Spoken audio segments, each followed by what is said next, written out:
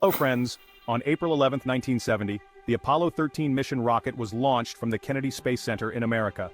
In it were 3 astronauts who were heading to the moon. But the interesting thing is that not even a year had passed since the day Neil Armstrong first set foot on the moon, and NASA's Apollo 13 was already the 3rd mission to send people to the moon.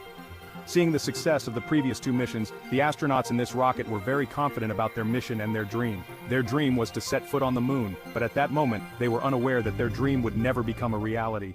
On April 13, 1970, when their spacecraft was about 330,000 kilometers away from Earth, they suddenly heard a loud explosion. A huge explosion shook the entire spacecraft. Within seconds, all the warning lights and alarms started blaring. It was quickly discovered that one of their oxygen tanks had completely exploded, and air was rapidly depleting from the other oxygen tank. The mission control on Earth couldn't believe it. They thought the instruments might be faulty, but the astronauts in the spacecraft saw it firsthand, and reported that they could see air leaking from the window. On the other hand, they also realized that due to the explosion, the spacecraft had deviated so much from its path that every second it was moving farther from Earth. Just a few hours later, the astronauts aboard Apollo 13 were so far away from Earth that a new record was set. To this day, no human has ever been as far from Earth as these 3 were during the Apollo 13 mission. Forget about landing on the moon. Now the question was whether they could return to Earth alive. This is the heart-wrenching story of Apollo 13. In 1961, American President John F. Kennedy promised the world that he would send humans to the moon before the decade. To achieving the goal before this decade is out of landing a man on the moon and returning him safely to the Earth. Ended. This promise should be seen in the context of the Cold War. At that time, there was a race between America and the Soviet Union, a space race to see who would lead in technology. In 1969, both Apollo 11 and Apollo 12 missions were successful. Astronauts not only set foot on the moon but also safely returned to Earth. Kennedy's promise was fulfilled, but one side effect was that people's and the government's interest in spending money on space quickly diminished. This was quite obvious. People were very excited to see a human set foot on the moon for the first time. But the excitement couldn't be sustained for the 2nd, 3rd, or 4th time. For this reason, the American government cut NASA's budget, and several future missions planned for the coming years, like Apollo 20, were canceled. Therefore, the Apollo 13 mission came at a crucial time in the history of space travel. NASA had to prove to the American government that spending money on space was still worth it. The primary mission objective of Apollo 13 was not only to inspect and survey the moon's soil, but also to develop human capability to work in the lunar environment. The design of the Apollo 13 spacecraft was similar to that of the previous space missions.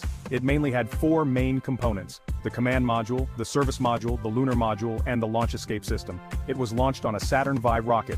The 3 astronauts were seated in the command module, which is the main part of the spacecraft, but a very small part. The command module is only cone-shaped, 11 feet long, and 13 feet in diameter. All the instrument panels, navigation, radios, life support system, and small engines were inside this command module. The second most important part was the service module, which housed most of the oxygen for the astronauts.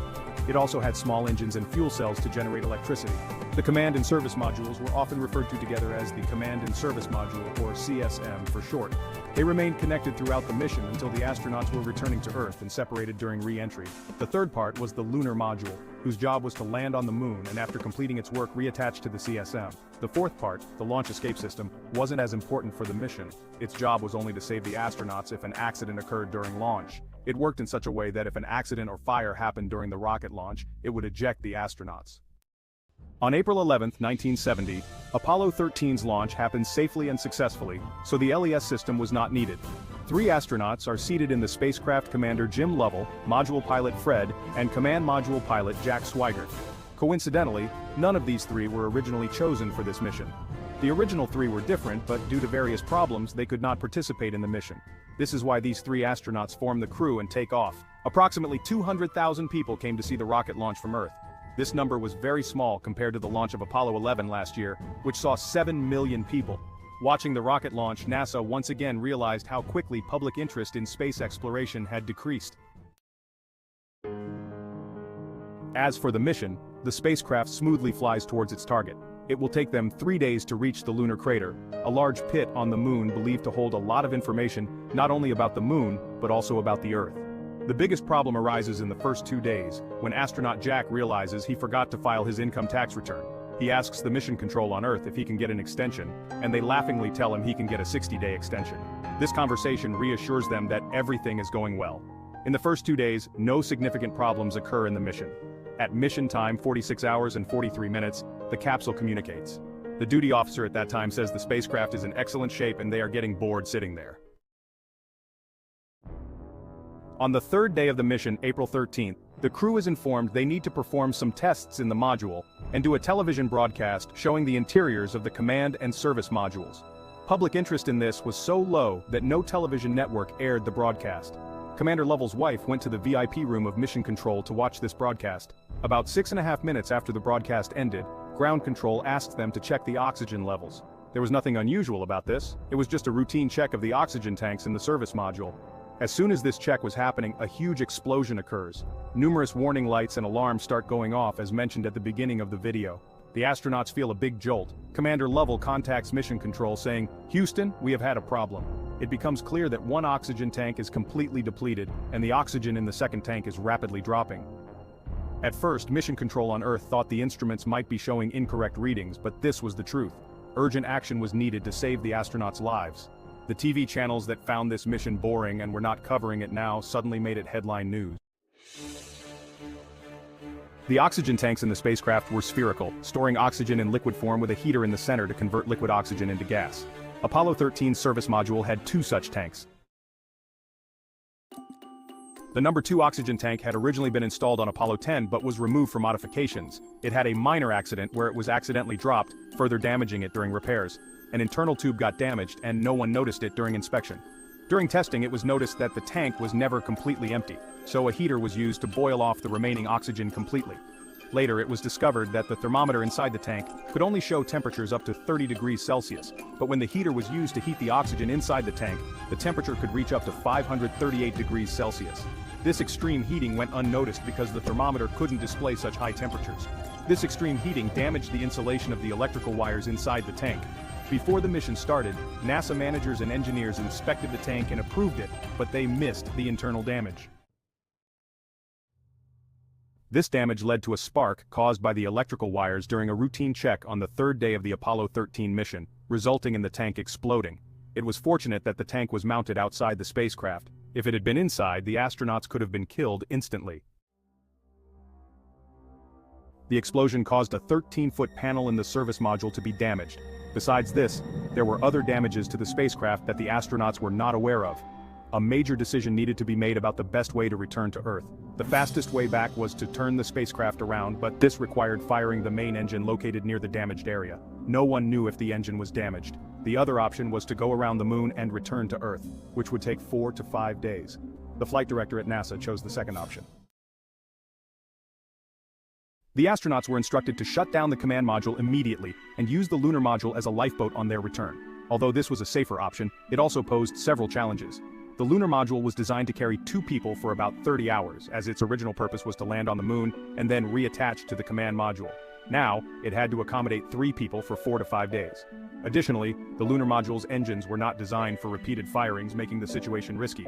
To conserve supplies and energy, the astronauts were instructed to shut down all non-essential systems, including heaters. They followed this plan and used the lunar module's engines for the first time to adjust their trajectory. They reached the far side of the moon, setting a record for the farthest distance from Earth, 400,000 kilometers away. If they stayed on this path, they would reach Earth about 153 hours after launch, but the margin for survival was thin, with only 1 hour of food, water, and oxygen left. NASA's team on the ground decided this margin was too small and instructed the astronauts to fire the lunar module's engine again. Engineers calculated that the lunar module's engine could handle the second burn, and their calculations were correct. This burn reduced the flight time to 143 hours, providing an 11-hour survival margin. Before the astronauts could relax, another major problem arose: carbon dioxide concentration. In space, lithium hydroxide canisters are used to remove carbon dioxide exhaled by astronauts. However, the lunar module's canisters were designed for 2 people for 2 days, but now 3 people needed to survive for 4 days. Fortunately, there were additional canisters in the command module, but they were square-shaped, while the lunar modules were circular. Ground experts had 24 hours to solve this problem using available materials. The astronauts communicated with the spacecraft, informing them of the items around them. Using plastic bags, cardboard, suit covers, and duct tape, the astronauts created a contraption to solve the carbon dioxide problem. After receiving step-by-step instructions, they built a new device from available materials, which effectively reduced the carbon dioxide levels. In his book Lost Moon, the commander noted that the contraption wasn't very handsome, but it worked. During the entire rescue mission, every small detail was carefully considered. Astronauts were instructed to limit their water intake to 200 milliliters per day to minimize urination, as the quantity of urine could change the spacecraft's direction. They survived on this minimal water intake, with one astronaut even developing a urinary tract infection and collectively losing 14 kilograms. 4 days later, when Apollo 13 was nearing Earth, the astronauts realized another burn was needed. Their calculations hadn't accounted for the cooling vapor from the lander, causing the spacecraft to drift off course. The commander performed another burn using the lunar module's engine, which brought the spacecraft back on track. This was fortunate since the lunar module was originally designed for only one burn. The whole world was watching the news, waiting anxiously for the astronauts' return. Their families and friends watched on TV, holding their breath.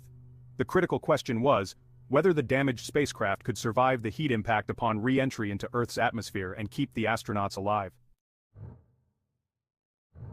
To re-enter Earth's atmosphere, the astronauts had to transfer from the lunar module back to the command module, the only part designed for re-entry. As the command module passed through the atmosphere, communication was lost due to ionization blocking the radio waves, resulting in a normal 2 to 3 minute blackout. This time, the blackout was expected to last a maximum of 3 minutes. However, when 3 minutes passed without any response, then 10 seconds, then 30 seconds, then 60 seconds, and still no communication. After 4 minutes, there was growing concern. Finally, after 4 minutes and 27 seconds, communication was re-established, and the public watching on television breathed a sigh of relief. All 3 astronauts had survived. The command module's parachutes deployed, and it gently landed in the Pacific Ocean. The astronauts returned home safely. Although the mission failed to land on the moon, Apollo 13 became a historic rescue mission. Numerous books and movies were made about this courageous incident. Following an investigation, NASA adopted many safety measures to prevent similar accidents in future missions. Subsequent Apollo missions, Apollo 14, Apollo 15, Apollo 16, and Apollo 17, were all successful. Apollo 17, launched on December 7, 1972, was the last mission in NASA's Apollo program, and the astronauts spent 3 days on the moon's surface. This was the last time humans went to the moon, up to this day.